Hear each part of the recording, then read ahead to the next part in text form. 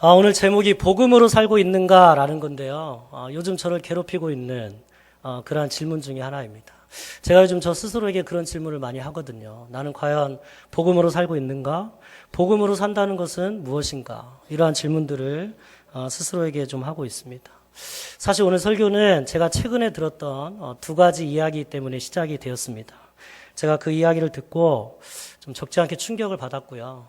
내가 과연 제대로 신앙생활을 하고 있는가? 이런 부분에 대해서 좀 생각을 많이 하게 되었습니다. 그리고 묵상하고 생각하다가 이 말씀이 생각이 났다라는 거죠. 그래서 오늘 이 말씀과 함께 그 두 가지 이야기를 좀 풀어가면서 은혜를 나누도록 하겠습니다. 그래서 원래 처음에 설교를 준비할 때는 복음으로 산다는 것은 무엇인가 라는 의미에 대한 부분, 개념적인 부분, 이러한 것들을 나누고 그렇다면 복음으로 산다는 것은 어떻게 사는 것인가, 적용에 대한 부분, 이게 다 오늘 본문에 다 나와 있거든요. 그래서 두 가지를 다 살피려고 했는데 하다가 보니까 분량이 많아졌습니다. 그래서 오늘은 복음으로 사는 건 무엇인가 라는 의미에 대한 부분만 나누고 나중에 혹 기회가 있으면 적용에 대한 부분을 나누도록 하겠습니다. 아쉬워하는 부분이 아무도 없네요. 오늘 다 할까요? 예? 에이, 거짓말. 설교만 1시간 해야 되는데. 괜찮아요? 진짜 하는 수가 있습니다, 그러면. 그래서 이 의미에 대한 부분을 살필 텐데요. 복음으로 산다는 것은 무엇인가? 오늘 본문을 통해서 첫 번째로 알 수 있는 것은 복음의 능력을 실제로 누리며 사는 것입니다. 오늘 본문은 아마 교회를 조금이라도 다녀보신 분들은 낯설지 않은 아주 익숙한 그런 본문 중에 하나라고 생각이 듭니다. 나면서부터 앉은뱅이가 있었죠. 근데 그 앉은뱅이가 치료를 받았습니다. 고침을 받았습니다. 어떻게 고침을 받았습니까? 예수 그리스도의 이름의 능력, 예수 그리스도의 이름의 권세, 그걸로 고침을 받았습니다.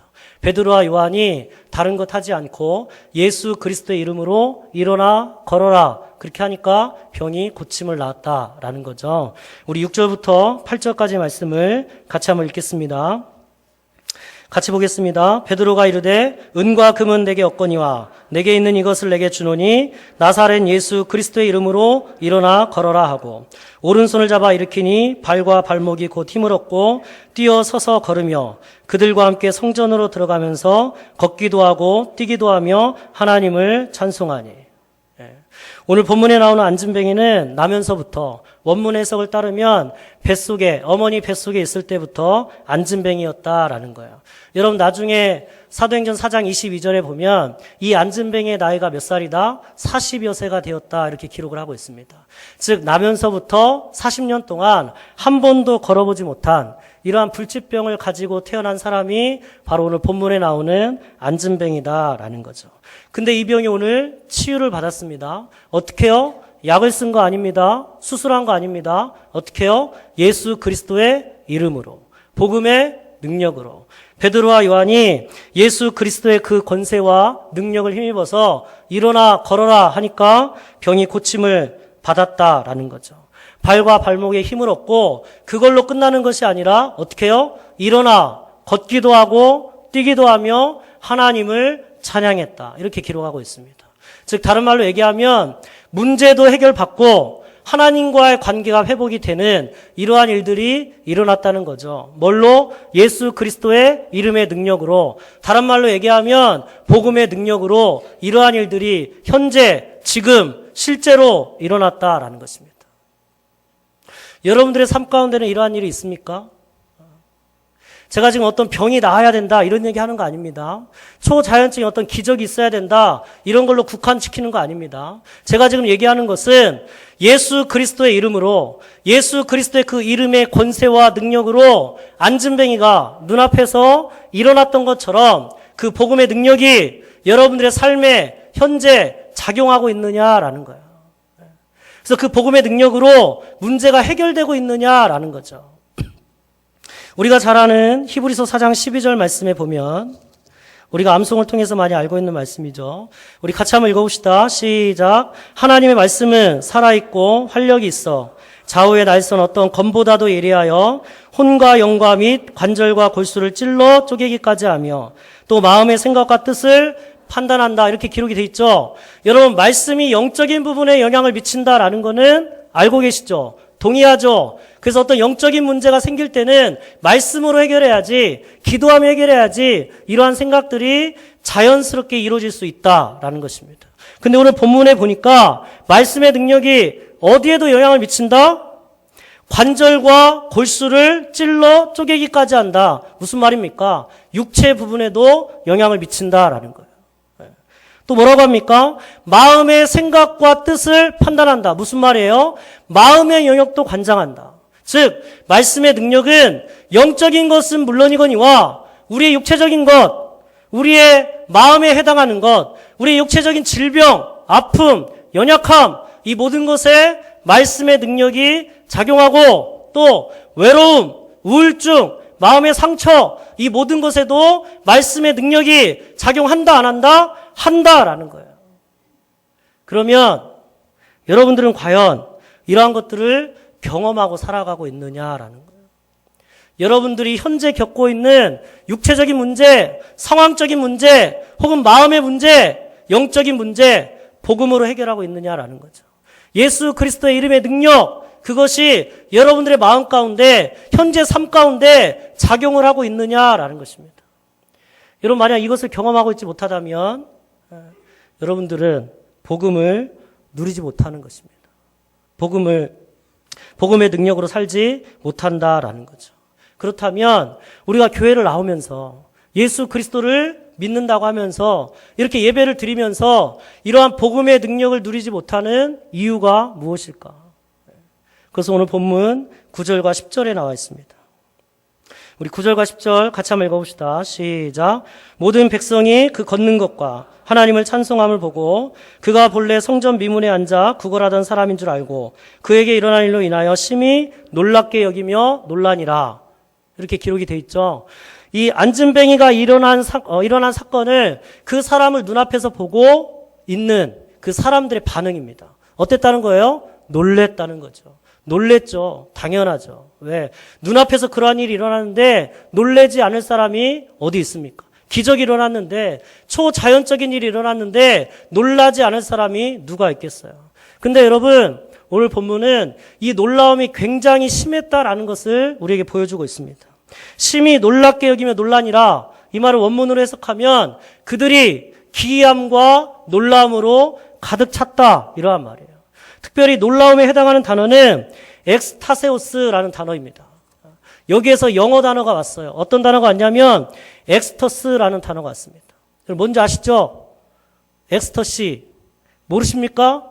거룩한 척 하지 마십시오. 네. 마약의 일종입니다.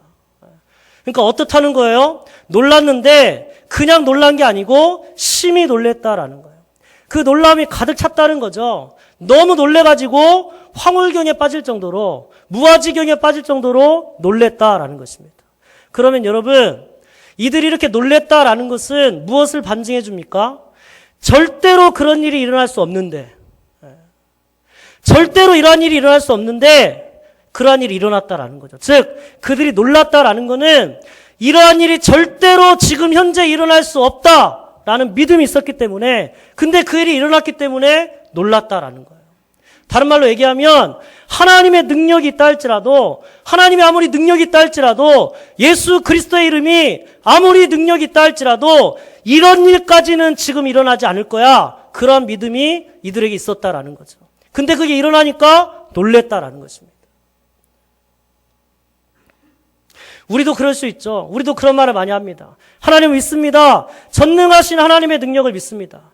근데 그런 일까지 일어날까요? 그런 일까지 일어날 수는 없습니다. 그리고 뒤에 한마디를 더 붙이죠. 요즘 같은 시대. 지금이 어떤 시대인데. 물론 맞는 말입니다. 왜냐하면 하나님께서도 이스라엘 백성들을 인도하실 때 어떻게 인도하셨냐면 광야에서 인도하실 때는 뭘 주셨어요? 만나를 주셨어요. 근데 가나안에 들어갈 때는 만나가 있었어요? 없었어요? 끊어졌어요. 왜? 니들이 농사에서 먹어라 라는 거예요. 비옥한 땅이 있지 않니? 너희들 일할 수 있는 능력이 있잖아. 니들이 농사지어서 먹어. 그래서 만나를 끊었어요. 하나님은 이런 분이십니다. 시대의 환경과 상황들을 무시하지 않아요. 하나님께서 우리에게 너희들이 할 수 있는 건 너희들이 해. 공부 열심히 해. 돈 많이 벌어. 열심히 성실하게 일해. 환경이 있잖아. 능력이 있잖아. 그럼 네가 열심히 해야지. 그렇게 얘기하는 게 하나님의 역사라는 거죠. 그러나 여러분 아십니까? 그렇다고 해서 하나님의 능력이 사라지는 건 아니에요. 만나가 끊겼다고 해서 만나를 주실 수 있는 하나님의 능력이 사라진 게 아니다라는 거죠. 하나님은 지금도 작정하시면, 하나님은 지금도 마음만 먹으시면, 하나님의 뜻에 합당하면 여전히 불치병이 고쳐지는 기적의 역사, 초자연적인 역사, 자연을 움직이는 하나님의 역사, 그러한 것들이 지금도 현재 나에게 일어날 수 있다라는 것입니다. 자, 다시 한번 얘기합니다. 여러분 오해하지 마십시오. 제가 얘기하는 거는 여러분들의 인생 가운데 불치병이 해결이 된다든지 어떤 초자연적인 역사가 일어난다든지 그러한 일이 반드시 있어야 복음을 누리는 거야. 그러한 일이 반드시 있어야 하나님의 능력을, 역사를 믿는 거야. 그렇게 얘기하는 게 아니다라는 거예요. 그게 아니라 여러분 그거는 현상이거든요. 복음이 겉으로 드러나면 여러 가지 현상이 일어날 수 있죠. 병이 고침을 받는다든지 초자연적인 기적의 역사가 일어나든지 아니면 너무나 현실적이고 상식적인 일임에도 불구하고 하나님의 역사를 통해서 상황이 바뀐다든지 이러한 일들이 여러 가지 상황에 따라서 일어날 수 있죠. 중요한 거는 그게 그 안에 복음의 능력이 있느냐라는 것입니다. 그것이 예수 그리스도의 이름의 권세와 능력으로 해결이 된 거냐? 거기까지 인도함을 받는 과정 중에 복음에 대한 능력, 복음에 대한 믿음, 하나님의 역사에 대한 믿음, 한계가 없는 믿음, 그 믿음이 작용을 했냐? 그걸 물어보고 있는 거예요. 여러분 그러한 믿음이 있습니까? 오늘 본문에 나오는 사람들, 즉 안진뱅이가 일어난 것을 주위에서 보고 있는 사람들 어떤 사람들이에요? 성도들이에요. 여러분 장소적인 배경이 어디예요? 성전이에요. 성전 미문 얼마나 아름답게 만들어놨는지 성전 미문 가장 아름다운 문. 그 미문 앞에 앉아서 그 안진뱅이가 구걸하고 있잖아요. 누구한테 구걸하는 거예요? 성전을 드나드는 성도들에게 구걸하고 있는 거예요. 이걸 지켜보고 있는 사람들이 성도들이라니까요. 하나님에 대한 믿음 있는 사람, 하나님의 존재에 대한 믿음 있는 사람, 말씀을 가진 사람, 유대인들, 하나님의 능력에 대한 믿음 있는 사람, 그 옛날 하나님께서 우리의 조상 이스라엘 백성들을 출애굽시켰을 때 홍해를 가르고 여러 가지 역사와 기적을 베풀어 주셨다라는 것을 믿고 있는 사람, 그 사람들이 보고 있다니까요. 근데 그들이 어땠다고요? 놀랬다고요. 어떻게 이런 일이? 여러분도 혹시 그렇지 않습니까? 하나님에 대한 믿음, 복음의 능력이 너무나 현실 안에, 상식 안에 갇혀져 있는 것은 아닙니까? 하나님의 능력이 있지만 지금 나한테 그런 일이 일어날 수는 없을 거야. 그렇게 생각하고 있지는 않습니까?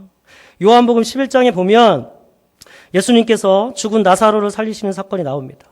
그런데 이 죽은 나사로를 살리러 가는 여정 중에 굉장히 이상한 게 몇 가지가 있어요. 첫째는 일단 나사로가 죽을 병에 걸렸습니다라는 얘기를 들었음에도 불구하고 바로 가지 않았어요. 며칠을 더 머물렀어요? 이틀을 더 머물렀어요. 그리고 도착했을 때는 언제? 이미 나사로가 죽은 지 나흘이 되었을 때.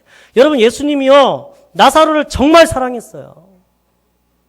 나중에 나사로 때문에 눈물도 흘렸어요. 근데 그 사랑하는 사람, 여러분 정말 사랑하는 사람이 죽을 병에 걸렸다. 어떻게 하시겠습니까? 다 내려놓고 달려가야 되지 않습니까? 근데 이틀을 더 유하셨어요. 그리고 죽은 지 나흘째 되던 날 도착했어요. 더 이상한 것이 있습니까? 있습니다. 늦게 도착했으면 빨리 가야 되잖아요. 근데 마을 어귀에 서서 들어가지 않았어요. 마을 어귀에 서가지고 마리아와 마르다를 불러냈습니다. 마르다를 먼저 불러냈죠. 그리고 대화를 나눴습니다. 여러분 이 대화가 참 중요합니다. 제가 이해하기 쉽게 정리를 해드릴게요. 여러분들이 나중에 요한복음 11장을 한번 읽어보시기를 바랍니다. 이런 거예요. 마르다가 이렇게 얘기했습니다. 주님, 왜 이제야 오셨습니까? 주님이 우리 오라비가 죽기 전에 오셨으면 우리 오라비가 살았을 텐데 왜 이제야 오셨어요? 그러나 주님께서 이제 오셨으니 주님께서 지금 뭔가를 할 수 있다면 역사가 일어날 줄로 믿습니다. 이런 식으로 얘기했어요. 마르다의 믿음이 좋은 것 같죠? 네. 예수님도 그렇게 생각한 것 같아요. 그래서 뭐라고 얘기했냐면, 그래, 내가 왔다. 네 오라비가 죽었지만 내가 지금 왔어. 내가 지금 살리러 왔어. 네 오라비가 살 거야. 그렇게 얘기했어요. 그러니까 마르다가 뭐라고 얘기했냐면, 내 주님, 마지막 날 부활의 때에는 살겠죠. 그렇게 얘기했어요. 예수님이 그 말을 듣고 너무 답답해가지고, 아니 그게 아니고 지금 내가 살릴 거라고, 지금 내가 살리러 왔다고, 지금 현재 죽은 지 나흘이 됐지만 부패하여 냄새가 나지만 내가 지금 살릴 거야. 그렇게 얘기했는데 마르다가 뭐라고 얘기한 줄 아십니까? 네 주님, 주는 그리스도시요 살아계신 하나님의 아들이십니다. 아멘 할렐루야. 여러분 무슨 상황인지 아시겠어요? 지금 예수님하고 마르다하고 대화가 되고 있습니까? 안 되고 있죠? 전혀 소통이 안 되고 있어요. 예수님은 뭐라고 얘기하고 있냐면, 죽은 자를 살리는 그 능력이 지금 나타날 거야. 지금 현재 너희 가정 가운데 너에게 나타날 거야. 그렇게 얘기하는데 마르다는 예 주님, 부활의 날에는 그러겠죠. 예 주님, 주님이 그리스도신데요. 하나님의 아들이신데요. 그러겠죠. 그렇게 얘기하면서 지금 현재 나에게 일어날 거라고는 믿지 않는다라는 거죠. 여러분의 믿음이 혹 이와 같지 않습니까? 믿는다고 하면서 현재 나에게는 안 일어날 거야. 그렇게 얘기하고 있지는 않습니까? 여러분 마르다는요, 마리아는요, 믿음이 있었어요. 예수님에 대한 확실한 신앙 고백이 있었어요. 예수님이 생명에 주고 창조주고 부활에 주고 생명을 주관하고 역사를 주관하는 분이다. 여기에 대한 확실한 믿음이 있었어요. 근데 어떻게 해요? 한계가 있는 거죠. 그 능력 나한테는 안 일어날 거야. 그 초자연적인 능력, 그 기적의 능력 지금은 안 돼. 지금이 어떤 시대인데, 요즘이 어떤 시대인데.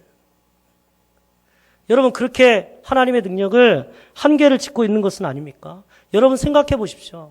하나님에 대한 우리의 믿음이 너무나 어떤 형식 안에, 상식 안에 갇혀져 있는 건 아닌가요?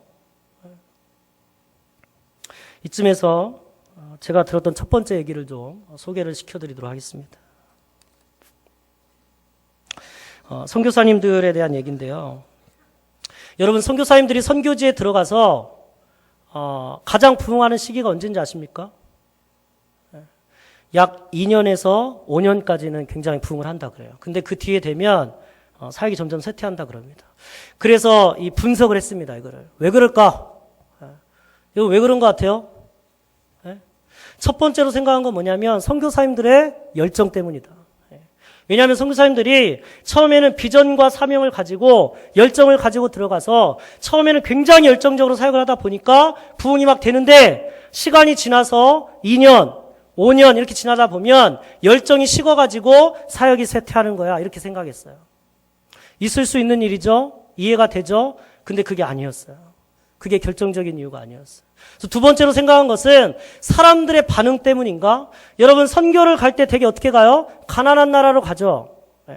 가난한 나라로 가면 평생의 외국인을 한 번도 볼 수 있는 그런 기회가 별로 없기 때문에 외국에서 사람이 왔다 그러면 신기해하죠. 또 선교사님들이 어떻게 합니까? 많은 물질과 이런 것들을 통해서 섬기죠. 그러니까 사람들이 처음에는 신기하기도 하고 막 섬겨주니까 막 모였다가 이제 시간이 지나면서 익숙해진 거죠. 선교사님도 그냥 옆집 아저씨 같고 한국에서 후원의 손길이 끝났는지는 모르겠지만 섬겨주는 것도 없고 그러니까 어떻게 해요? 모이질 않는다는 거예요. 이해가 되죠? 있을 수 있는 일이죠. 근데 이것도 아니었어요. 결정적인 이유가 어디 있었냐? 언어 문제 있어요. 언어. 무슨 말이냐면 여러분 선교사님들이 선교지를 갈 때 언어를 완벽히 준비해서 가는 경우는요 거의 드뭅니다. 왜냐하면 여러분 말이 그렇지 이 언어를 완벽히 준비해서 간다는 게 얼마나 어려운 일이에요.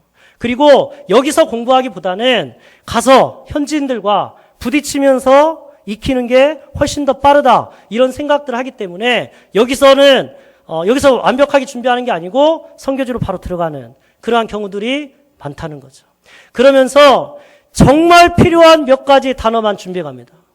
정말 필요한 몇 가지 단어가 뭘까요? 인사라든지 뭘 살 때 이렇게 하는 얘기라든지 위험에 빠졌을 때 구조를 요청하는 거라든지 그리고 정말 빼놓지 않고 공부하는 단어가 있습니다. 뭔지 아십니까? 사역을 해야 되잖아요. 복음을 전해야 되잖아요. 그러니까 그 나라 말로 복음을 전할 수 있는 최소한의 단어, 그걸 공부해 간다는 거예요. 그래서 선교지에 들어가면 어떻게 해요?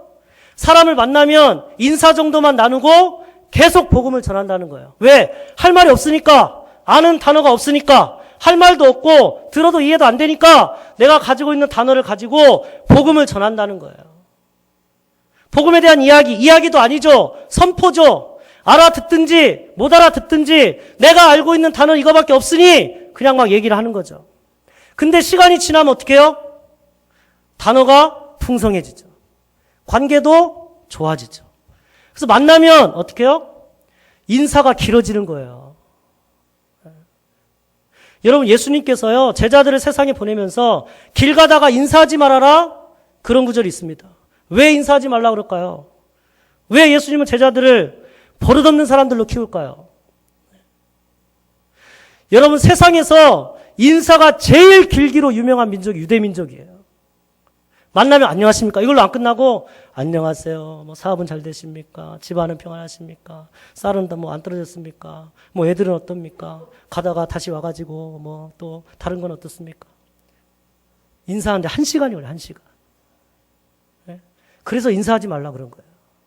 근데 선교사님들이 들어가가지고 시간이 지나니까 친근해지고 언어가 풍성해지니까 딴 얘기를 하는 거죠. 복음을 안 전하고, 예? 복음 전하는 시간을 다 잃어버리고, 예? 이거는 어디서 샀니? 어디가 가보기 좋니? 어디가 시원하니? 이런 얘기를 하다 보니까 사역이 점점 쇠퇴한다라는 거예요. 여러분, 무슨 말이에요? 언어 문제지만 복음의 문제죠. 무슨 말이에요? 복음 자체에 능력이 있다는 거죠. 여러분, 요즘은 관계전도의 시대라고 합니다. 저도 동의합니다. 그리고 관계전도가 중요한 역할을 감당해야 된다라고 생각해요. 근데 여러분, 요즘은 관계전도의 시대야 이렇게 얘기하면서 혹시 복음 자체의 능력에 대한 믿음이 사그러들고 있는 건 아닙니까? 네? 요즘은 관계전도의 시대야 이렇게 얘기하면서 한 사람 한 사람을 만나가지고 죄에 대해서 얘기하고 죄의 끔찍함에 대해서 얘기하고 네가 바로 그 죄인이야. 예수 그리스도의 십자가의 복음이 아니면 너는 건진받을 수 없어. 구원받을 수 없어. 그렇게 얘기하는 게 너무 무식해 보이니까, 너무 비신사적으로 보이니까, 하기 싫으니까, 귀찮으니까 관계전도의 시대야 그렇게 얘기하고 있는 건 아닙니까? 자기 합리화 핑계대고 있는 건 아닙니까? 마리아와 마르다 같은 그러한 믿음이었다라는 거예요. 여러분, 예수님이요, 나사로를 살릴 때 어떻게 살리려면 눈물을 흘리면서 살렸어요. 그 눈물은 나사로를 불쌍히 여기고 마르다와 마리아의 상처를 불쌍히 여기는 그런 눈물도 있겠죠. 그러나 저들의 믿음 없음으로 인하여, 네?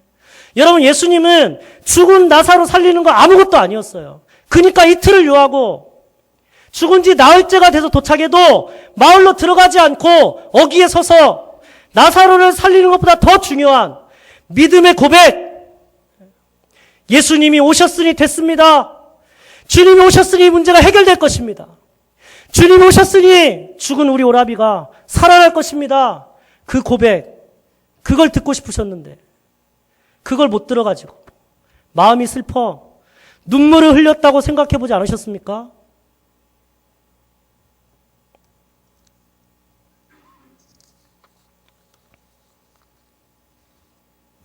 여러분, 복음의 능력은 어떤 관념이 아닙니다. 추상적인 개념이 아닙니다. 지금 현재 살아있는 것입니다. 여러분, 복음의 능력은 우리가 지금 여기서 내가 경험할 수 있다는 거라니까요. 여러분, 문제가 있습니까? 어떤 문제가 있습니까? 현상의 문제입니까?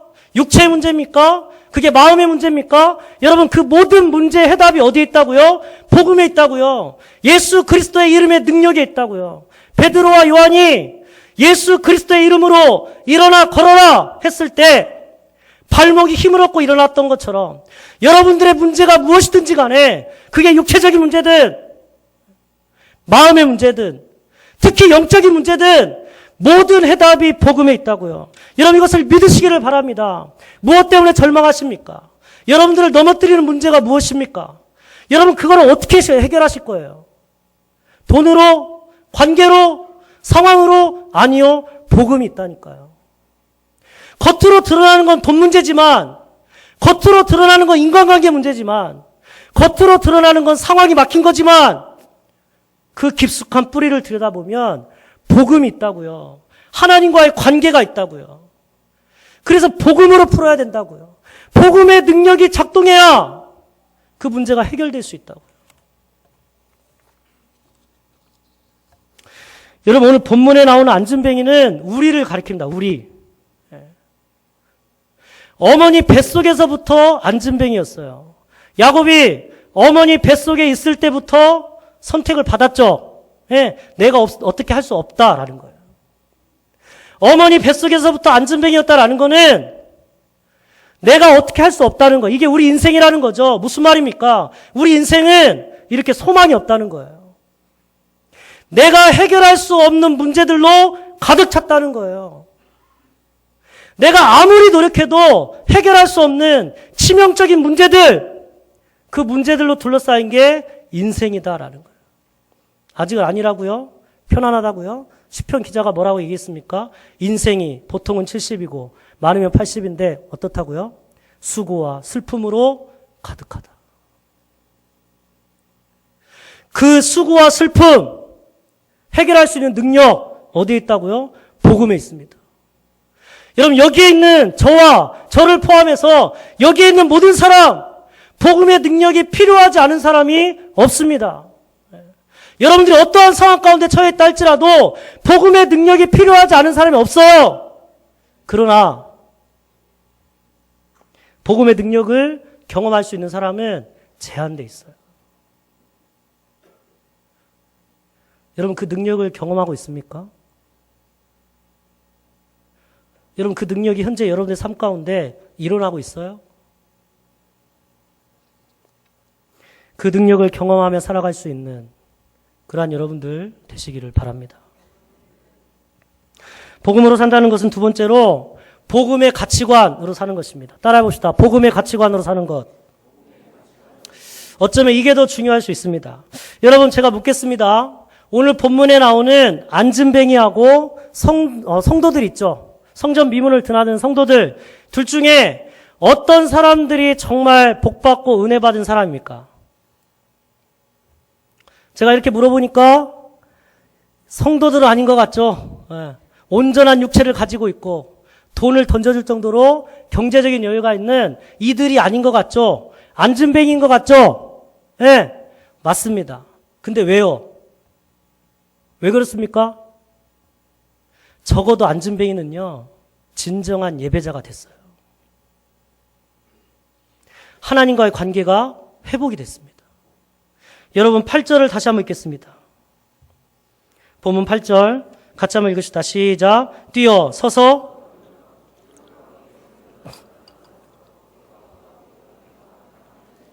아멘. 뭐라고 돼 있어요? 뛰어 서서 걸으며 그들과 함께 성전으로 들어가면서 걷기도 하고 뛰기도 하며 뭐 했다고요? 하나님을 찬송하니.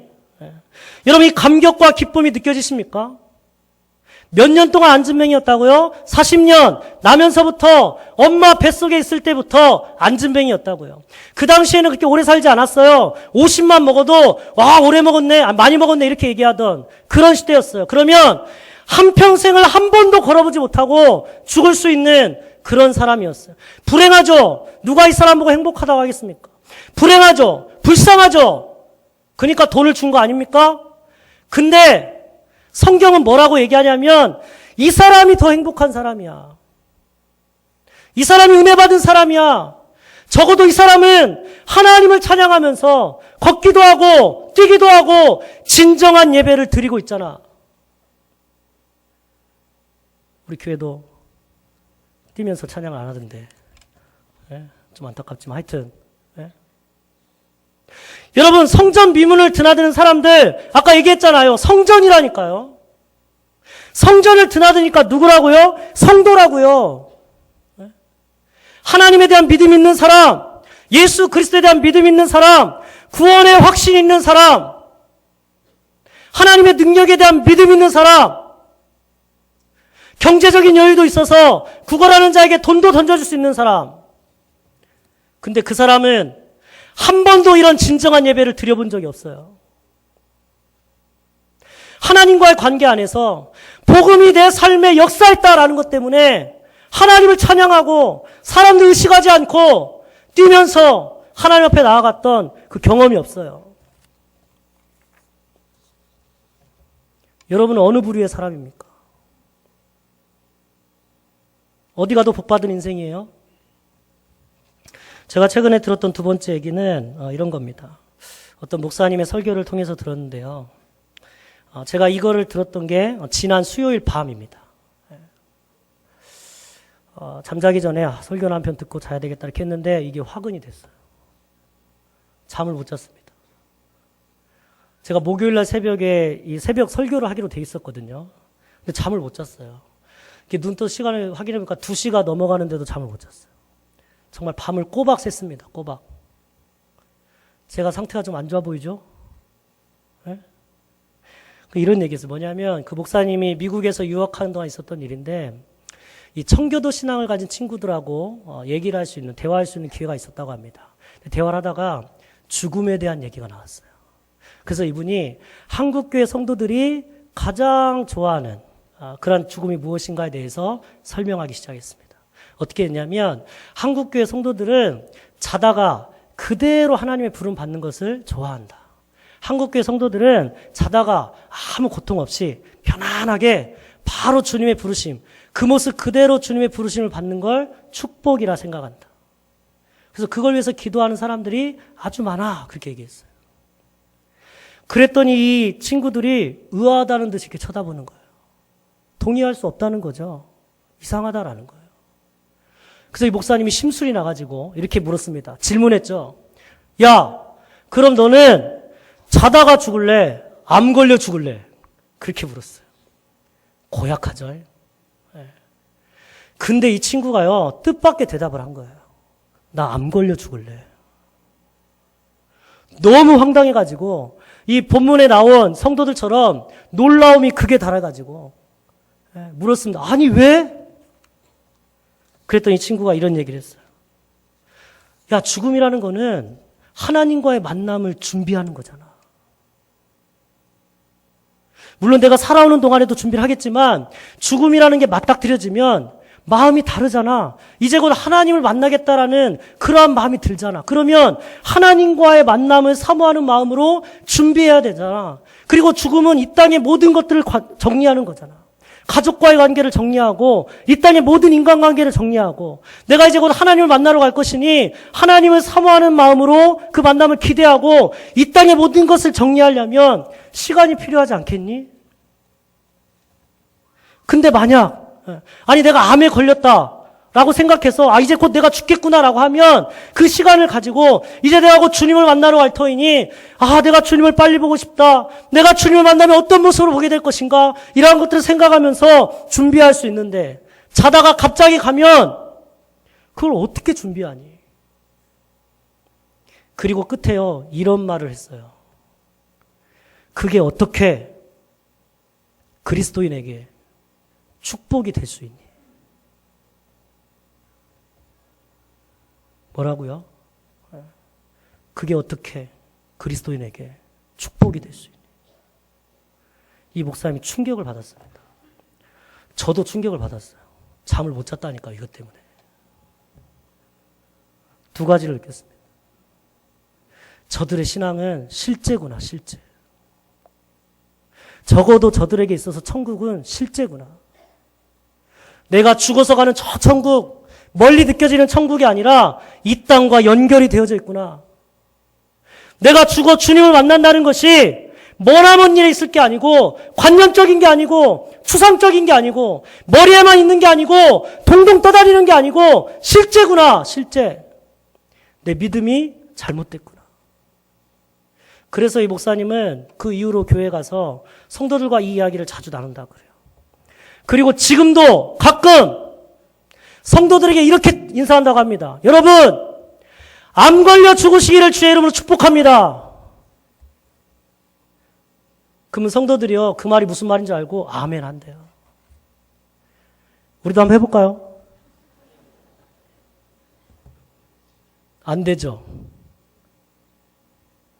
왜 그럴까요?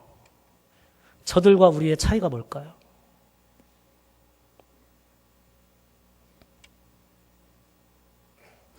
여러분, 저들에게는 적어도 천국이 실제입니다. 이 땅의 삶은 천국의 모습을 결정하는 삶이요.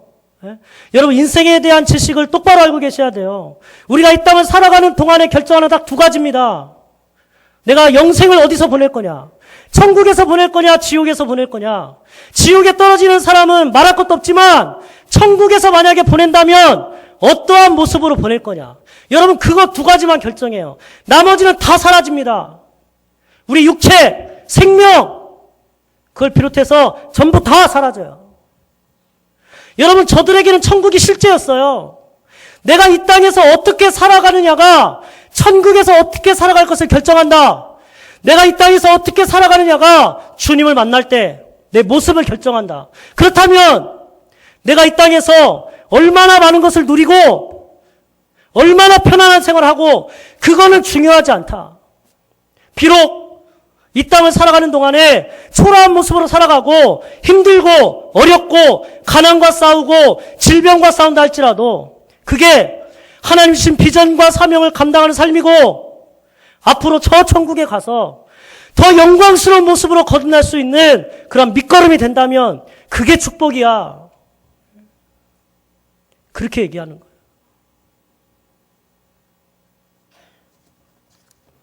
여러분에게 이 믿음이 있습니까? 여러분, 우리의 믿음이 너무 기복적이라는 생각 안 드세요? 여러분, 정말 이 땅에서 잘 되는 게 하나님의 은혜일까요? 그게 정말 축복일까요? 저는 개인적으로 이 기복신앙이 이단보다 더 악하다고 생각합니다. 이단은요, 이단이라고 표라도 되죠. 이단인지 다 알아요. 근데 교회 안에 들어온 기복신앙은 이단이 아닌 것 같은데 이단보다 심각하게 복음을 변질시켜요. 복음의 능력과 가치를 세상의 돈, 명예, 편안함, 건강 이런 걸로 변질시켜버려요. 물론 이런 것들 자체가 나쁘다는 건 아닙니다. 저는요, 할 수만 있으면 여러분 부자 되기를 바라요. 성공하기를 바라고 할 수만 있으면 오래오래 건강하게 사시기를 바랍니다. 근데요, 이게 목적이 되면 안 된다고요. 네? 여러분, 성경에 물질적인 축복을 받은 사람이 없습니까? 있어요. 아브라함도 굉장히 많은 물질의 축복을 받았습니다. 이삭은 100배의 축복을 받았어요. 네. 야곱도 많은 재산을 가지고 고향으로 돌아왔습니다. 다윗은요, 솔로몬은, 여러분, 이들은 세상적으로 볼 때도 다 성공한 사람들이에요. 근데 여러분 아십니까? 하나님께서 그 물질을 한 번도 목적으로 준 적이 없어요. 필요하니까 준 거예요.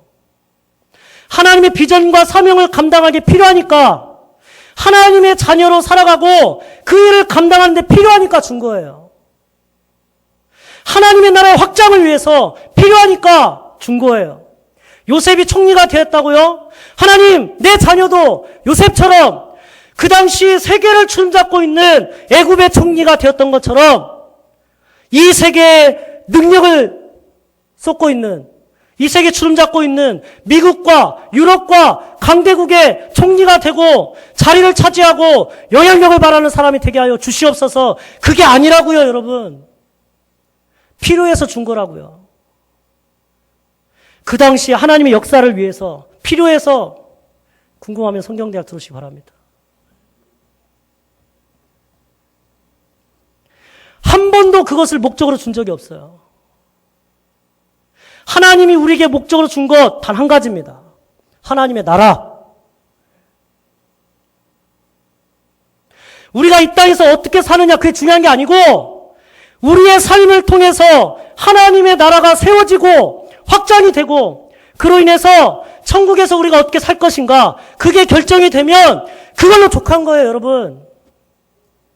몇 살에 죽고 얼마나 오래 살고 뭘 누리며 살고 얼마나 건강하게 살고. 여러분, 제가 물어볼까요? 네.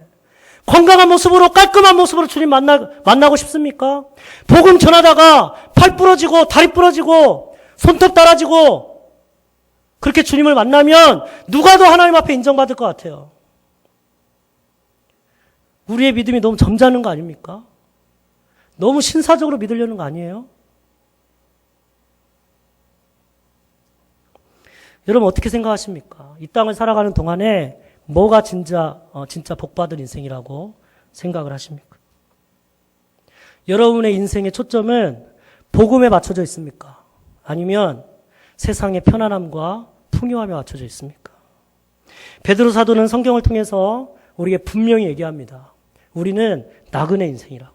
지나간다고. 이 땅은 그냥 지나가는 거라고. 베드로전서 1장 17절에 보시면 외모로 보시지 않고 각 사람의 행위대로 심판하시는 이를 너희가 아버지라 부른즉 너희가 뭘로 있을 때? 나그네로 있을 때. 뭘로 있을 때? 나그네로 있을 때. 너희는 나그네야. 우리는 나그네야. 지나가는 거야. 머무는 게 아니야. 지나가는데 여기서 어떻게 지나가는 게 뭐 그리 중요해. 이건 잠깐이고 나머지는 평생인데 영원인데 여러분 이게 인생이에요. 어떻게 살으라? 두려움으로 살으라. 빌립보서 2장 12절에 두렵고 떨림으로 너희 구원을 이루라. 이 땅에 있는 동안에 저 천국의 그 모습을 생각하면서 내가 저 천국에서 어떻게 살까라는 걸 생각하면서 두려움과 떨림으로 이 땅의 모든 일을 결정해라. 선택해라. 그게 우리에게 주어진 인생의 의미입니다.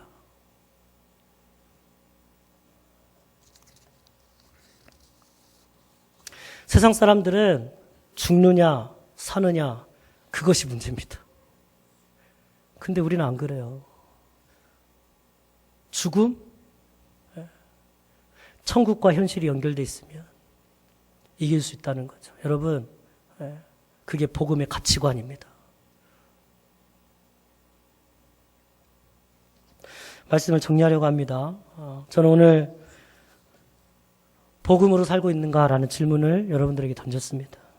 저는요, 정말 우리 모두가 복음으로 살았으면 좋겠습니다. 정말 그랬으면 좋겠습니다. 예수를 믿는다고 하면서 복음으로 살지 못하는 저의 모습, 또 여러분들의 모습 보고 있으면 정말 마음이 아픕니다. 이렇게 예배를 드린다고 교회에 앉아있지만 머릿속에는, 마음속에는 온갖 세상적인 가치로 가득 차 있는 우리의 모습을 보면 정말 마음이 아파요. 여러분, 다른 종교에도요, 기적 있어요. 불교에 가보세요. 불치병 나은 사람 있어요. 많아요. 성공한 사람 있어요. 부자 된 사람 있어요. 건강하게 오래 사는 사람 있어요. 예? 여러분, 시편에 뭐라고 고백해요? 저 사람은 예수도 안 믿고 불신자로 살아가는데 이 땅에 있는 동안에 평안하게 살아가다가 죽을 때도 아주 평안하게 죽는다고. 하나님, 이게 뭐예요? 여러분, 그런 게 목적이라면 굳이 교회 안 나오셔도 됩니다. 근데 다른 종교에 없는 게 있어요. 복음이 없습니다. 복음의 능력이 없습니다. 그보다 중요한 복음의 가치관으로, 복음의 눈으로 인생을 바라보는 시야가 없어요. 여러분, 그것을 누리며 살아갈 수 있기를 바랍니다. 그래서 정말 복음으로 살아가는 진정한 성도가 되시기를 주님의 이름으로 축복합니다.